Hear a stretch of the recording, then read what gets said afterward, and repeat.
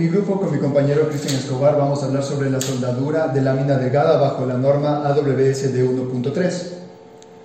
Esta norma, la AWSD 1.3, es utilizada para la soldadura por arco de láminas de acero estructurales, para espesores menores de 3/16 de pulgadas o aproximadamente 5 milímetros y para el caso de tuberías para 1/8 de pulgada o aproximadamente 3 milímetros.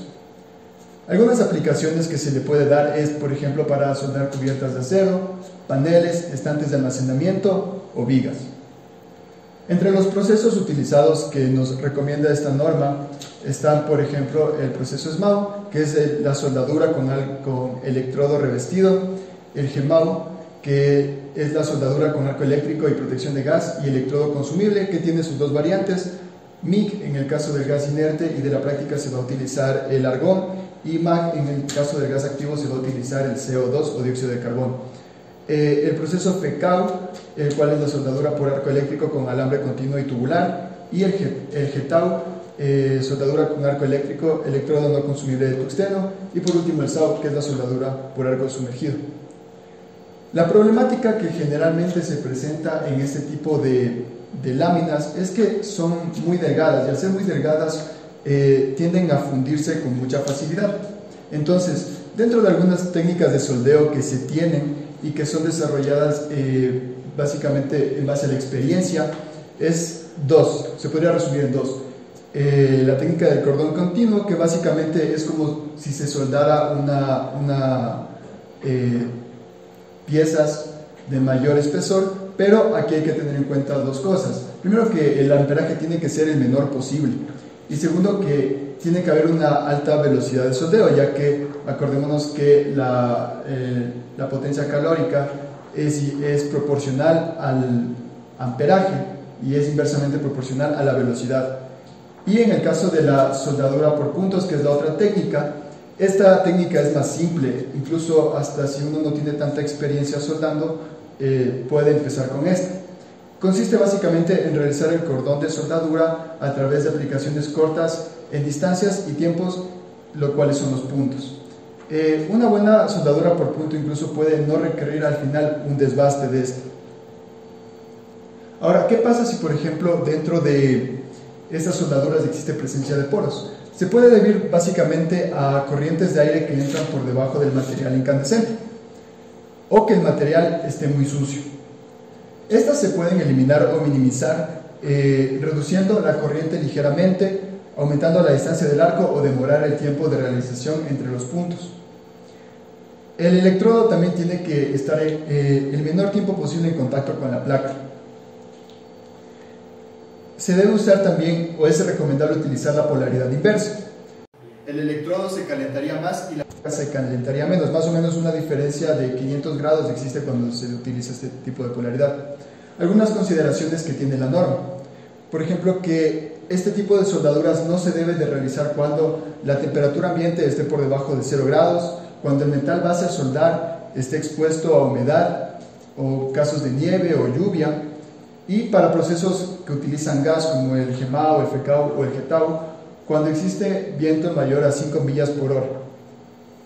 Para la cuestión de la preparación del metal base, entonces, primero, que el metal base tiene que estar lo suficientemente limpio, que no se debe de colocar este tipo de soldaduras en superficies que contengan aletas, rasgaduras, grietas, escorias u otros defectos que puede tener el material base.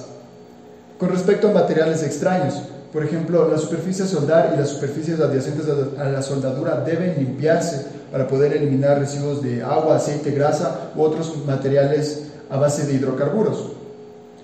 Ahora, con respecto a los métodos de pruebas, número de pruebas y estándares de aceptación para la calificación de un WPS, se debe entender, por ejemplo, que la soldadura debe tener una apariencia uniforme y libre de grietas. La soldadura será aceptable si se cumplen los siguientes criterios. Por ejemplo, que después de un ensayo de doblado no se deben de detectar grietas visualmente.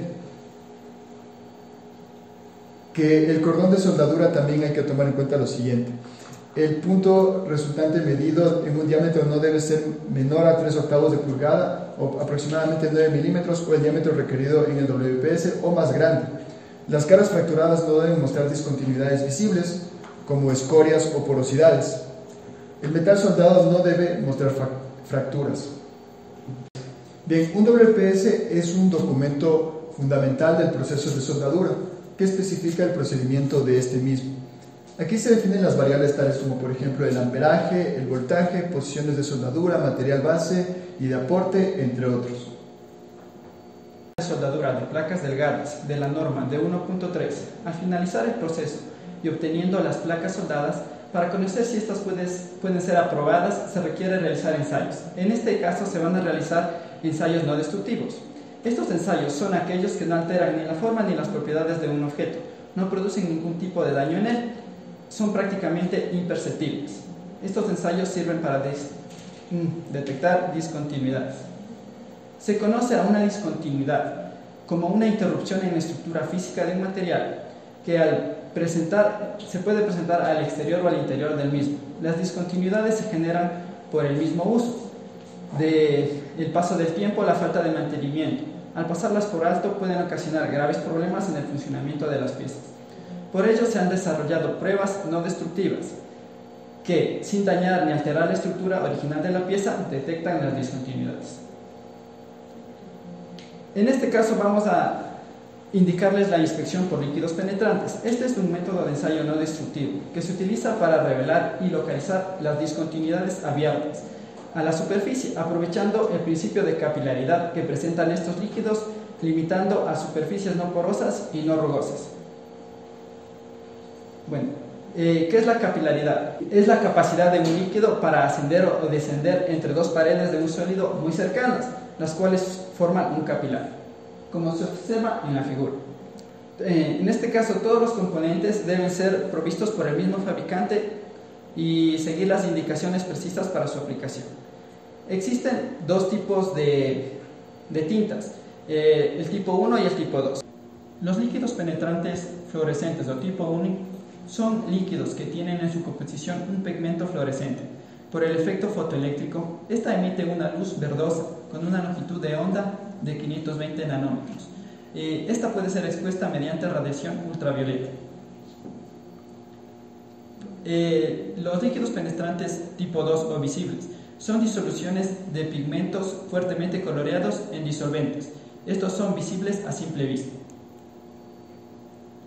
La emulsificación es la acción de aplicar el emulsificador a los líquidos penetrantes tipo 2 para que adquieran las propiedades de ser lavables con agua. Existen dos tipos de emulsificadores: los lipofílicos, los que son capaces de absorber grasa, y los hidrofílicos, los que son capaces de absorber agua. En el tipo 1 tenemos 4 diferentes técnicas. La técnica A, esto dice que son lavables con agua. La técnica B, que son post-emulsificables lipofílicos. La técnica C, que son removibles con solventes. La técnica D, que son post-emulsificables hidrofílicos. Asimismo, el tipo 2 tenemos la técnica A, que son lavables con agua, y la C, que son removibles con solventes.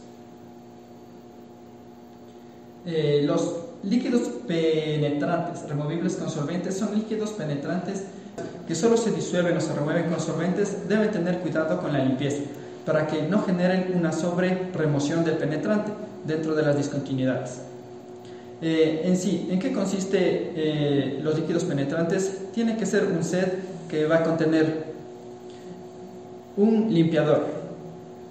Este es utilizado para limpiar inicialmente la zona de examinación y para remover el exceso de penetrante antes de aplicar el revelador. Va a contener el penetrante, que es el líquido que ingresa en las discontinuidades abiertas de la superficie. Como comentamos anteriormente, este puede ser fluorescente o visible.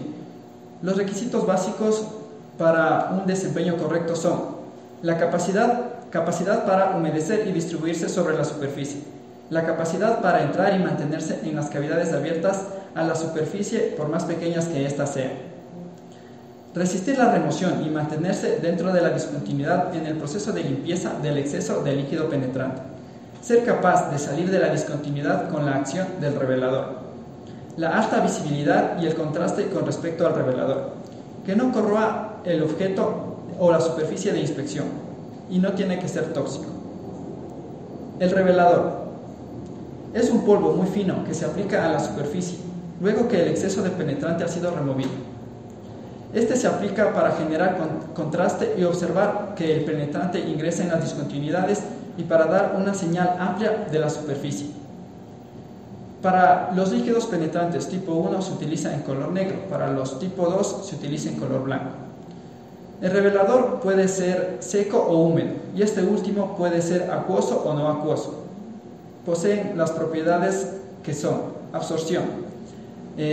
Por la evaporación del fluido del revelador se produce una presión negativa en la superficie, la cual extrae la tinta. La absorción. Asimilación del penetrante en el revelador. Se mezcla para amplificar el tamaño de la indicación. El revelador en polvo. La superficie previo a su aplicación debe estar seca mediante horno o secado con una temperatura de 60 grados por unos 10 minutos. Se aplica mediante aerosol o una pistola electrostática o fluidización. El exceso es removido sacudiendo o soplando el aire. Realizada como se describe en la siguiente tabla. Puede ser con detergentes, los cuales remueven las contaminaciones y suciedad de la superficie. El solvente que remueve aceites grasos. El vapor desengrasante, el cual es para aceites pesados y grasas. Por la condición de los vapores, este se escurre en un líquido y arrastra las grasas. Las soluciones decapantes. Estos son alcalinos o ácidos. Para cajas de óxidos por ácidos inhibidos por alcaces. No debe ser corrosiva para el metal, que se usa de 90 a 100 grados de temperatura de la solución. Remoción de pinturas. Dependiendo del tipo de pintura, los removedores alcalinos solubles deben estar entre 80 y 90 grados centígrados. Una limpieza ultrasónica. La agitación ultrasónica asocia a todos los procedimientos y mejora el método.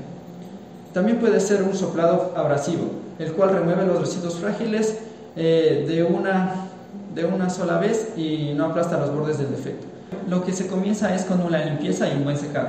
La superficie debe estar libre de aceites, polvos, óxidos, escorias, pintura, revestimiento, agua, ácido o penetrantes de anteriores ensayos. Se aplica un penetrante que debe estar entre 4 y 52 grados centígrados. Por diferentes técnicas, estos pueden ser por aerosol o por brocha. En este caso vamos a utilizar en aerosol.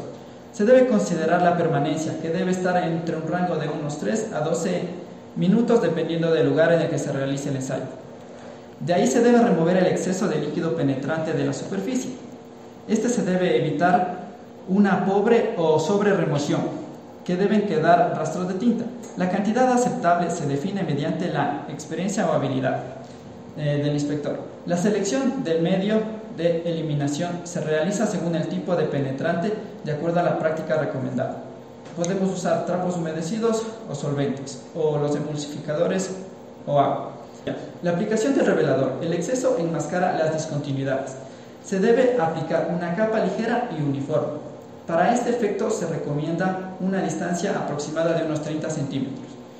Cuando se usa el aerosol, algunos de los reveladores a utilizar son talco o una sustancia mineral fina como polvo seco, la suspensión acuosa, alcohólica o en solvente. Examinación visual. Interpretación y evaluación respecto a las normas de indicaciones abiertas a la superficie. Debe observarse el sangrado y la aplicación del revelador para diferenciar las identificaciones falsas no relevantes o grandes que enmascaran a las pequeñas por una difusión lateral. Se usa una luz negra que no debe ser de lentes fotocromados. La inspección indica que debe ser aplicada después de 1 minuto de la adaptación de la oscuridad. Para emitir un criterio de aceptación se debe esperar al menos unos 10 minutos del sangrado. La limpieza posterior a la inspección se aplica con el mismo método para la remoción del exceso de tinta penetrante, como podemos observar ahí. Para la evaluación. Para evaluar los resultados obtenidos, tenemos claro que no se aceptan fisuras en el cordón de soldadura.